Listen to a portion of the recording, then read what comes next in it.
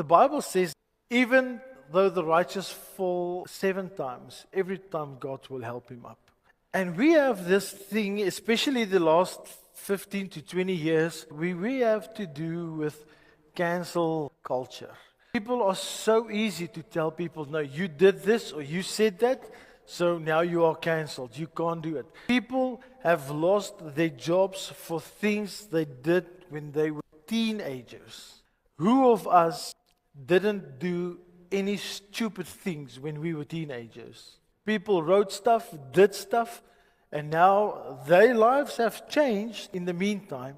But when they get to a certain position, the cancel cultures will easily investigate their history and come up with this thing that happened more than a decade ago. And they will present that to the world to say, this person is exactly still the same.